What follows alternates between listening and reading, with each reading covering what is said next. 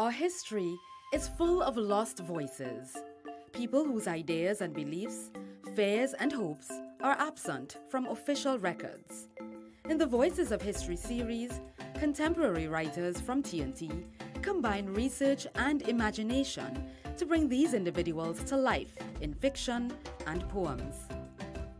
In 1699, indigenous people in East Trinidad rose up against Spanish colonial and religious authorities in an event known today as the Arena Uprising.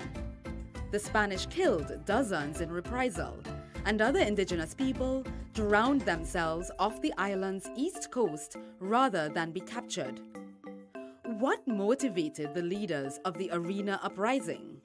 What is their testament for later generations? Writer J.T. John brings their lost voices to life. Part of the NGC Bocas Lit Fest's 2022 season of independence, celebrating Trinidad and Tobago's 60th anniversary as an independent nation. The ache grew larger again yesterday. The gnawing in my limbs to make new movement, shaking my bones to life. The day before that, I felt my tongue quiver at the weight of words I want to spit out, heaving huffs of hot air in a language of subjugation. The holy men are obscene in their divinity. There is a mocking in the way they minister to us, a rage in the way they pray. I am aware of their eyes when we work and the sound of their stomping when they wish us whipped to mangled worship. There is a treachery in the sound of this hellish realm. San Francisco de los Arenales, a strange name for a place they have named sacred, built by the industry of my people to make us less profane. A bitter irony that comforts them.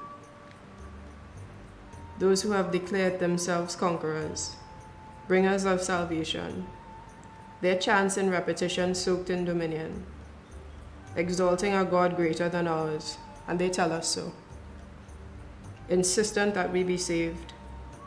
In exchange, we toil for them, gifted as laboring beasts to conquistadors and the closest men to heaven they know, the men who relay their prayers. I can barely contain the gnawing today, the steady thrum of anticipation wreaking havoc in the pit of me, in the pit of us all, an air of knowing heavy and present. The same obscene holy men blessing the ground we eat from walk on it with no sense of knowing. Only the ever-present certainty we are the savage and conquered. There's no signal to begin. Only the guiding spirit of revolt urging me to act in favor of preservation. Not of myself, but of everything of us that will remain. The aching residue of those they could not erase. It is a quiet calamity at first. No announcement of the pending onslaught, only the deliberate sureness of this end. I killed Jose de Leon y Chalice. Aligned my body perpendicular to his. Stood upright, legs shoulder-width apart. I killed Jose de Leon y Chalice. Clenched the shaking muscles of my core and jaw and held my breath. I killed Jose de Leon y Chalice.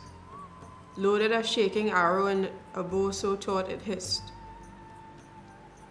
I killed Jose de Leon y Chalice.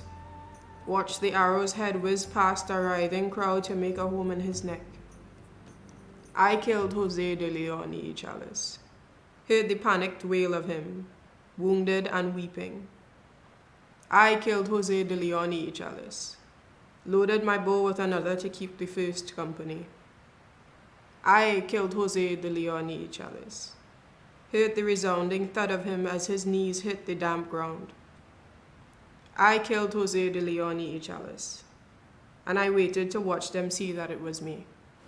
And I am soaring now, hurtling into the mouth of hungry waves, arms extended toward the gnashing teeth of sea foam and angry froth, brimming with the fullness of triumph, eager to be anchored in the deep by the weight of knowing that I have chosen to leap to sovereignty.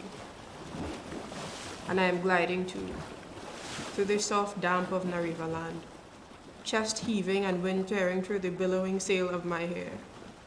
Joy drenched with bloodied hands and ringing ears and other bodies careening to ungovernance beside me. And still too I am bound and defiant in my staying, proud of my spoils, staying to claim ownership of my rebellion. In truth, a reclamation. I remain steadfast in the boldness of my mutiny, earnest to declare delight in the mirrored brutality of my own making. And I am daydreaming made flesh in an instant. A deep longing for reprisal finally come to life in the wee hours of a sleepy morning, etching an unquestionable mark in the headboard of time, and the time after that, and the time after that, a violent claiming of victory.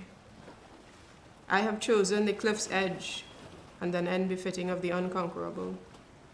I have chosen the sprint through swampland, and an end befitting of the uncatchable. I have chosen the silent defiance of staying put, befitting of the unremorseful. I have chosen, as we have chosen, choice over living in name alone.